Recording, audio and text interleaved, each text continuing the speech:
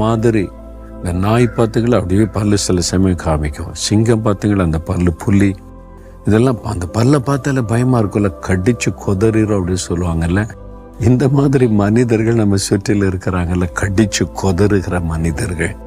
வீட்டுக்குள்ள இருப்பாங்க, வேலை செய்யற இடத்துல இருப்பாங்க, ஊழிய செய்யற இடத்துல இருப்பாங்க, ஏன் சபைக்குள்ள கூட இருப்பாங்க. உங்களை பார்த்து அப்படியே கடிச்சு கொதற மாதிரி. அவங்களுடைய பற்களுக்கு கர்த்தர் ஒப்பு கொடுக்கலையா, நம்மை பாதுகாக்கிறாராம். யார் அவங்கன்னு சொன்னா, 1ஆம் வசனத்துல சொல்கிறார், மனிதர்கள் நமக்கு விரோதமாக எழும்பும் போது, மனிதர்கள் நமக்கு விரோதமாக எழும்பி அப்படியே கடிச்சு கொதற மாதிரி இருக்கிறாங்க, செயல்படுறாங்கல்ல.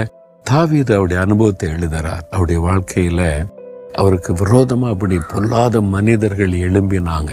தாவீதை கடிச்சு கொதர்னு அழிச்சிடணும்னு தேவன் யார் கையில ஒப்பு கொடுக்கவில்லைன்னு வேதத்தில் இருக்குது. என்